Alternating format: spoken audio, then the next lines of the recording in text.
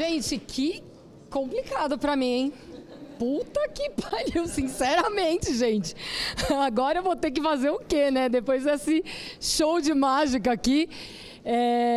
Mas vamos lá, né? Vou tentar manter a atenção aí de vocês. Boa tarde, né? Ou bom dia, se quem usa o boa tarde só depois que almoçou, não almoçamos, então ainda bom dia. Meu nome é Juliana Dadil, né? Deixa eu já ir para o meu. Sou Security Culture Strategist, para ficar chique, entendeu? Eu tenho quase 30 anos na área, sempre na área de segurança. Estou estudando neurociência, então é o assunto que eu vim trazer aqui, né? Então compartilhar um pouco com vocês o que eu venho estudando aplicado ao fator humano aqui da segurança. Sou líder da WONS, estou até com o meu bottom aqui, né, que é Women in Cyber Security. Então, convido a vocês a conhecer um pouco dessa iniciativa. Mulheres e homens também são muito bem-vindos. E o nosso objetivo é incentivar o ingresso de mulheres no mercado de segurança, que hoje é ocupado por cerca de 25% das posições. Então, a gente tem bastante espaço aí para convidar mulheres para esse mercado. Também sou mentora na Risky Women, que é uma outra organização voltada para mulheres. Sou mentora lá, eu estou com uma mentorada no momento. E faço parte da RLA, Risky Leadership Academy, que é a primeira escola de prevenção a fraudes aqui do Brasil. Nas horas vagas, sou festeira, festivaleira, carnavaleira profissional. Amo um look, um glitter. Já estou ansiosa para o carnaval do ano que vem. Essa semana eu estava procurando maquiagem com glitter e pensando em look. E também sou esposa da Cris, que está aqui comigo, e mãe de 3 cachorrinhos, e o Boris, que é o meu gato. Então, bora lá, gente. Para começar, eu quero trazer um videozinho que ilustra um pouco do que eu vou trazer de reflexão aqui.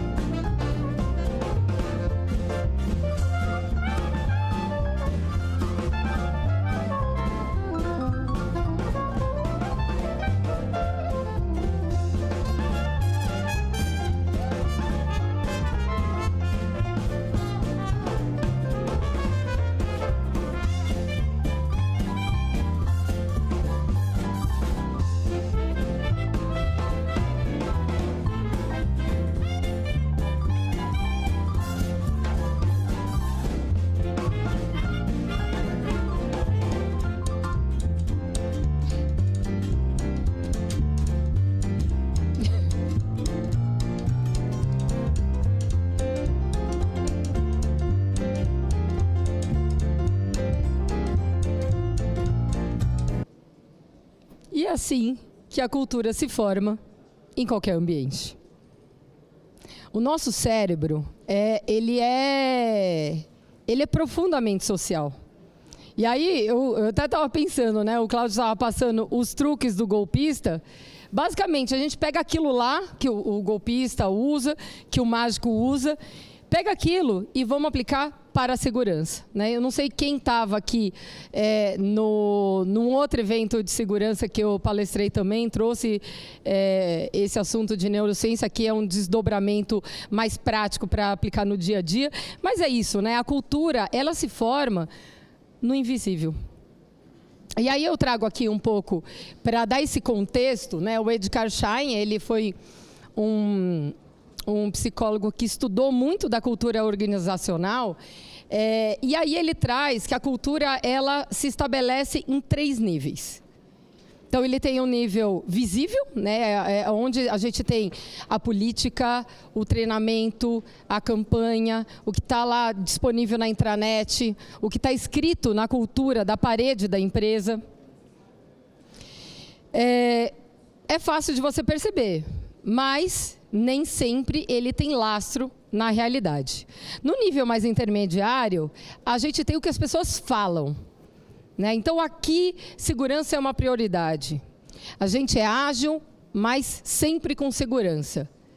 Isso também pode ou não ter lastro com a realidade. Eu trabalhei num outro ambiente que falava, sempre tinha um bordão do... não dá para a gente vender o bolo e ficar com o bolo, mas nem sempre isso era aplicado. O que significa isso? As decisões, cada escolha é uma renúncia, né? Mas o que era percebido nem sempre a gente, naquele ambiente, o que era dito ali do ficar com bolo né, não dá para vender o bolo e ficar com bolo, nem sempre isso era... aparecia ali no que acontecia no dia a dia. E aí vem a camada mais invisível, que aí, quem que usou isso? Eu acho que foi a Thaís, né, que trouxe a ideia do iceberg, exatamente, que é o invisível, é onde está as crenças inconscientes, o que não é questionado, o que é de fato praticado. Isso conecta muito com o vídeo do elevador.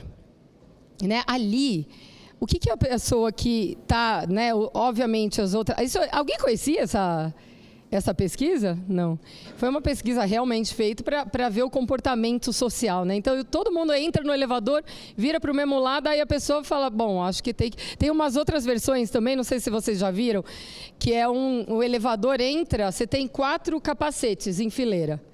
Aí entra a primeira pessoa que não sabe do experimento, fica num canto, aí 3 outras pessoas entram e cada uma pega um capacete e bota na cabeça.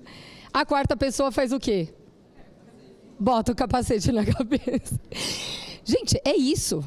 Quando você está na empresa, você olha em volta, você fala assim, não pode compartilhar a senha. Você olha em volta e fala, para agilizar, me dá aí, porque o diretor está esperando esse relatório. Você acaba compartilhando a senha, se você não tem outros tipos de reforços naquele ambiente.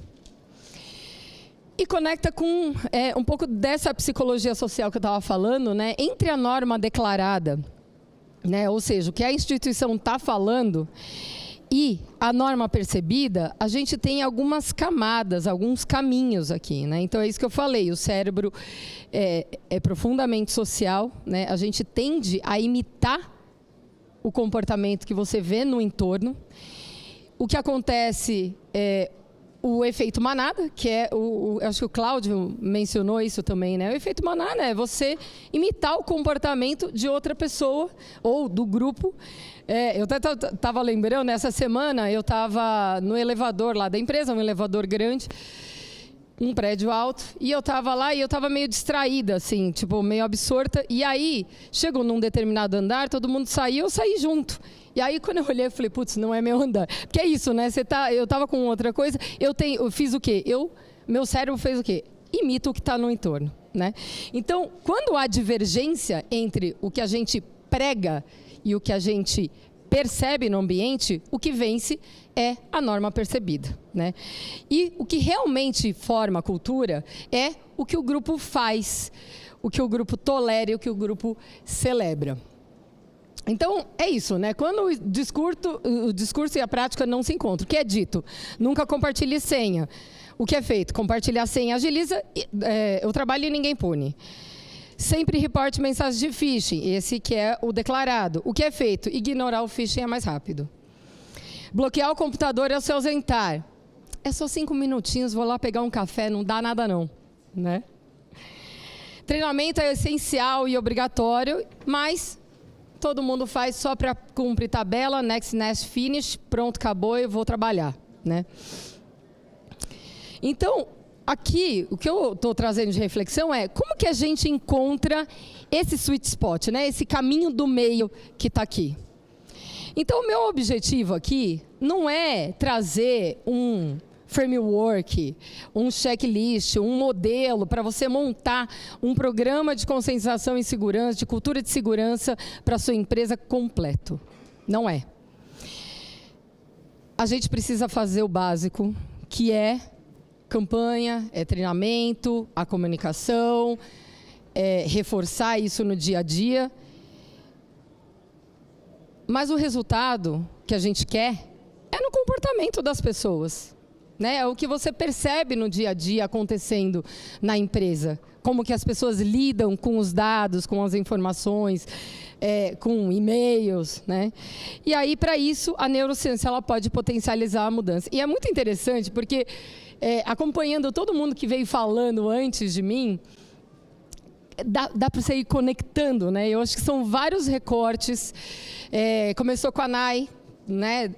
Muito interessante. A pesquisa do Nick, a Thaís trazendo essa questão das nossas vulnerabilidades e como isso conecta na segurança. Agora o Cláudio com esse ilusionismo e todos os truques de mágica. Isso tudo fala de como o nosso cérebro funciona.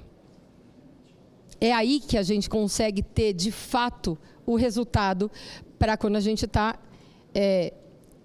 intencionalmente querendo construir uma cultura segura dentro da empresa. E aí, para isso, eu trago 3 ideias para serem aplicadas junto com um programa de conscientização mais estruturado, né? São coisas que você pode chegar amanhã na empresa e buscar aplicar, tá?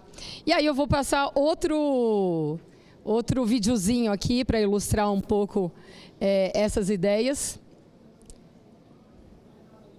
Opa.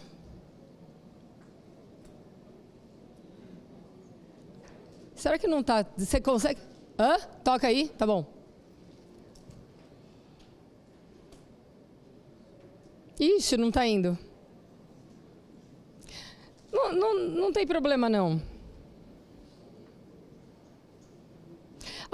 Eu conto para vocês, depois vocês procuram no YouTube, que é um experimento que eles fizeram em Estocolmo, super interessante, onde eles estavam, às vezes corrompeu na hora de transmitir o arquivo. Tá tranquilo, gente, eu conto para vocês. É que é bonitinho de ver, né? Mas o que eles fazem? Como que a gente faz as pessoas se movimentarem mais, a usarem menos a escada rolante e mais a escada normal? E aí eles instalaram... Puta trampo, né? Mas enfim. Eles instalaram teclas de piano em cada uma dos degraus da escada. O que aconteceu? 66% mais uso da escada normal do que a escada rolante, pela diversão, pela experiência. Então, assim, foi um convite muito gostoso para você se movimentar mais, né? Então, a ideia aqui é isso. Como que a gente transforma a conversa da segurança em algo que seja engajador, que seja divertido, né? O Cláudio falou muito isso aqui, vocês vão se divertir. E eu acho que a gente está buscando esse espírito aqui no Human Risk. E aí, enfim, quais são esses 3 pilares que eu estou trazendo de ideia aqui? Então, primeiro, gatilhos, que são intervenções no ambiente que te ajudam a lembrar, né, como a gente estava falando antes, o nosso cérebro é preguiçoso, né? E aí eu trazendo um dado aqui, do Kahneman, né, que é um das referências, apesar dele não ser neurocientista, ele foi uma grande referência, né, ainda é uma grande referência para a neurociência. E ele fala no livro Rápido e Devagar, 90% das nossas decisões são tomadas de forma impulsiva, de forma automática. A gente toma cerca de 35 mil decisões por dia. Imagina se a gente tivesse que tomar 35 mil decisões num sistema 2, que é o pensado, racionalizado, justificado. Não dá. O nosso cérebro precisa ganhar em eficiência. Essa eficiência, ela é muito boa, ela permitiu com que a gente chegasse até aqui, né? Mas, ao mesmo tempo, pode colocar a gente em algumas enrascadas, né? Alguns vieses, os famosos vieses que a gente acaba... Então, o gatilho, ele é como um sussurro, sabe? Para te tirar do automático, ou para que o automático seja a decisão mais segura, a decisão que você espera, né? Aqui eu estou sempre usando em prol da segurança. Design do contexto, né? Então, você desenhar o caminho fluido que seja o mais seguro, que você tirar obstáculos para que a pessoa siga um processo, por exemplo, de segurança. Eu vou dar um exemplo depois. E, por fim, rituais e símbolos, como que a gente torna a prática da cultura segura reconhecida. que traga engajamento, que traga pertencimento. E tudo isso através de microintervenções. Por isso que eu estou falando. Aqui não é um modelo, um framework de programa de conscientização. São pequenas ideias que você pode ir inserindo no dia a dia. Tá? Aí, abrindo aqui um pouquinho, né? Então, os gatilhos são atalhos comportamentais, né? Eles usam muito do Sistema 1, né? A ideia vem do Sistema 1, e também tem uma outra teoria, que é do Richard Thaler. Ele ganhou um prêmio Nobel de Economia. E ele cunhou essa teoria dos nudges. Os nudges são esses empurrõezinhos do dia a dia. E aí um exemplo muito clássico, eu até falei no outro evento, e é muito conhecido esse caso. Eles estavam com um problema de limpeza do banheiro masculino no aeroporto de Amsterdã. E aí, putz, toda hora, eles acabavam de limpar, já estava sujo, etc. e tal. O que eles resolveram fazer? Colocar uma mosquinha em cada um dos mictórios.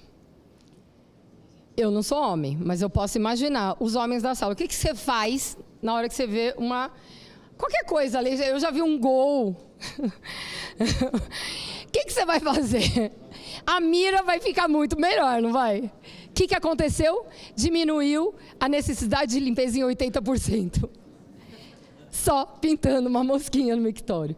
Então, olha o poder que os nudges têm, né? E como que a gente traz isso para a segurança, né? Alguns exemplos aqui. Opa, é para cá. Então, normalmente, quando você está numa tela ali de confirmar aquela transação e cancelar, o botão de cancelar, ele é cinza, branco, e o de confirmar, o OK, normalmente é colorido. Nessa tela aqui, para evitar a confirmação de um pagamento suspeito, a gente inverte essa lógica, né? Então, o botão de cancelar transação é o colorido. O que faz? A gente está querendo usar o Sistema 1. Se a pessoa, por impulso, ela vai no botão colorido, ela está cancelando a transação. Tá? E daí ela falou, não, mas eu quero fazer. Ela vai e volta e cai no golpe, né? Tô brincando. Nem sempre o banco acerta.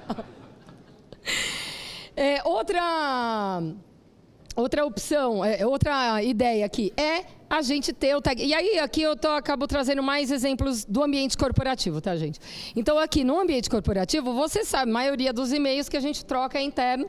E aí, quando vem de fora, é um bom indicativo para você redobrar a atenção. Então, botar uma tagzinha de remetente externo e, de tempos em tempos, trocar a cor, a referência desse... Porque vira paisagem, né? Outra ideia é um aviso de atualização do sistema, né? Então, olha, você vai precisar atualizar o sistema. É agora ou daqui a pouco, né? Educação positiva.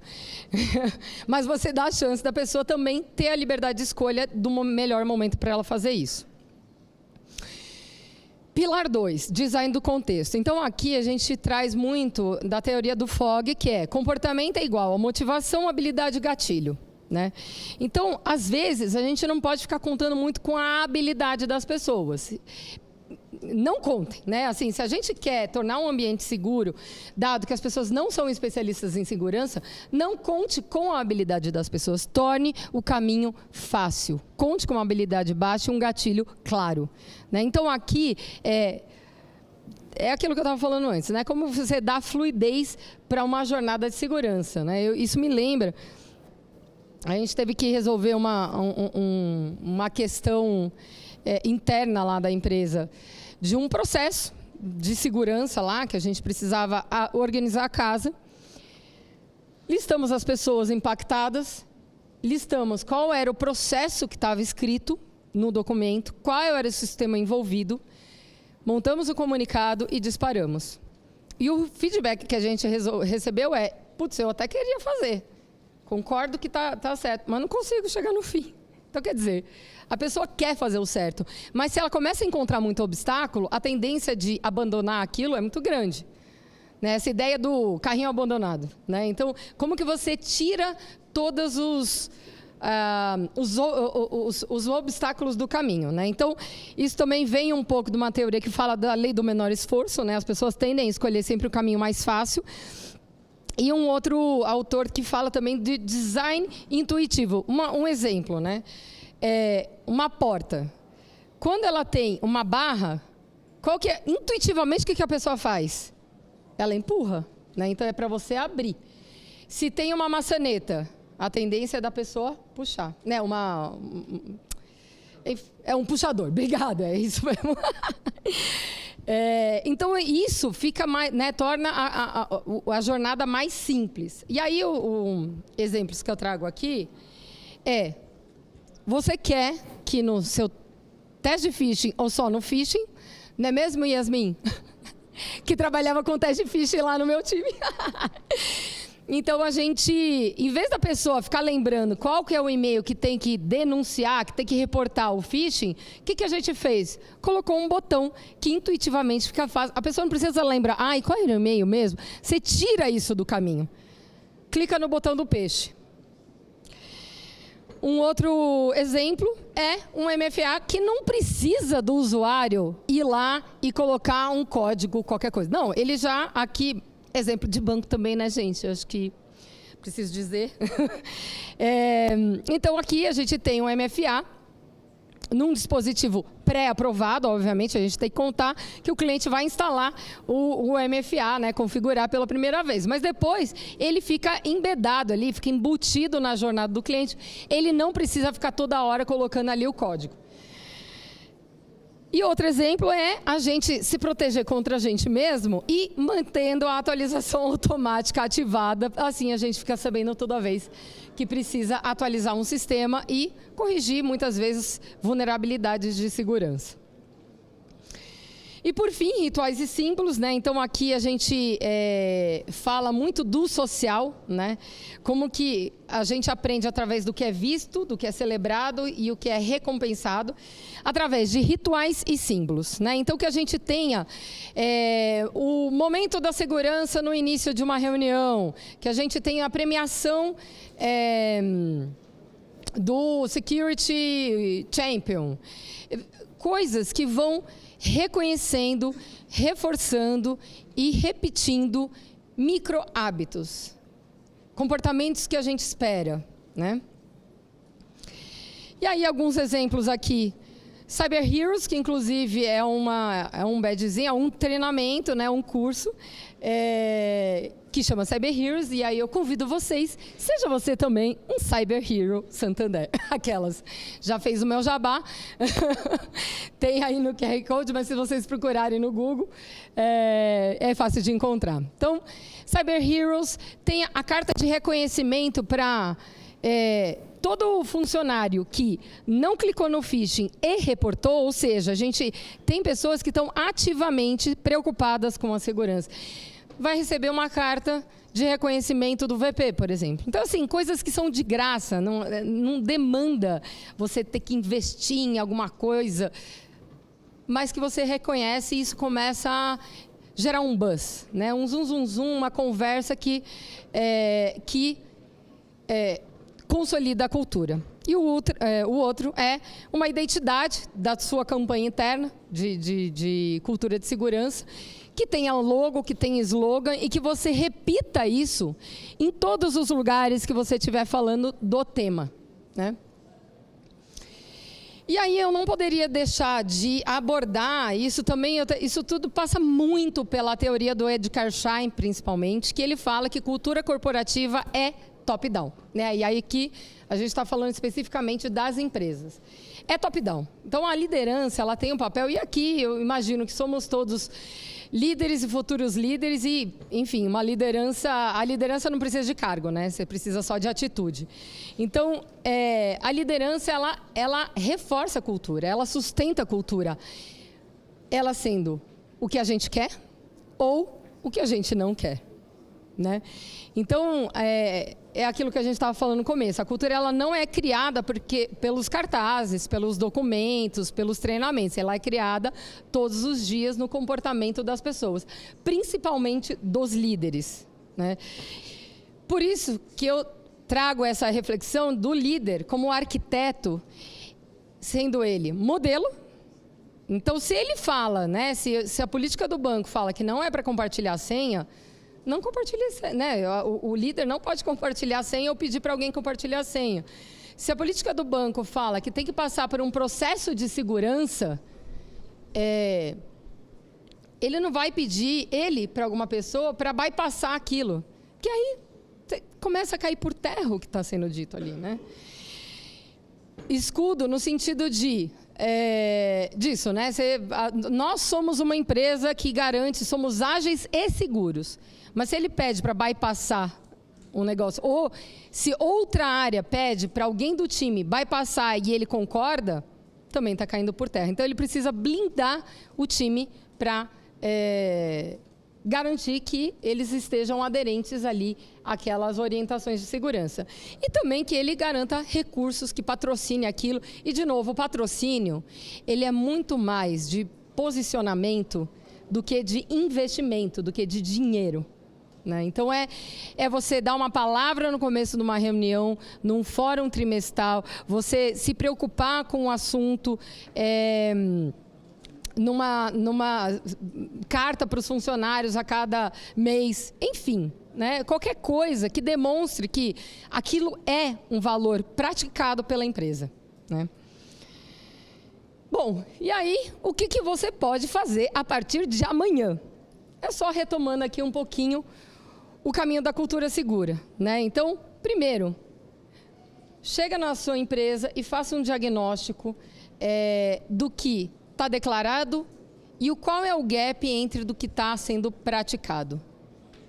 Identifique uma, duas atitudes que você entende que precisa ser reforçada e veja, nessas ferramentas aqui de gatilho, design de contexto e rituais e símbolos, o que você poderia usar, às vezes mais de uma, para reforçar aquele comportamento. Isso é um exercício que eu estou fazendo com o meu time. Assim, quais são os micro-hábitos de segurança que a gente quer reforçar aqui na empresa? Desses micro-hábitos, o que a gente pode usar aqui no dia a dia? Tá? E isso é uma coisa que eu sempre falo, assim, garanta o engajamento da liderança. Às vezes é difícil, gente, para quem é vida real, de área de conscientização, sabe que isso não é simples. Isso já não está comprado pelo CEO, é um caminho estratégico, político, muita conversa, você saber qual é o argumento que conecta com cada pessoa, né? É a tal da hiperpersonalização que a gente vem falando para os negócios, isso também vale para qualquer coisa, né? E vale aqui para a cultura de segurança. E, por fim, segurança não é o que você exige, é o que você facilita, repete e reforça todos os dias. Obrigada, pessoal. Fico aqui para a gente trocar ideia.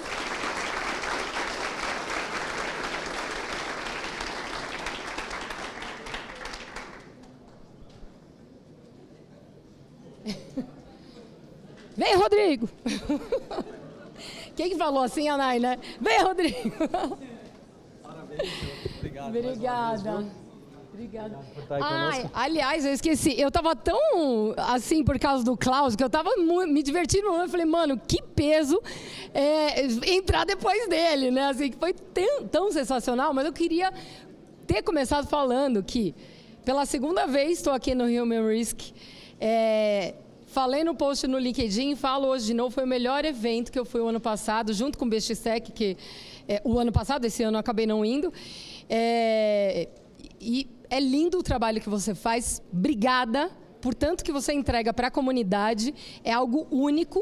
Você faz uma bela seleção, assim, né?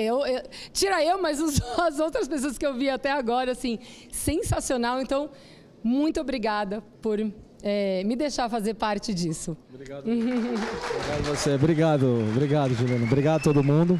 Pode deixar aí.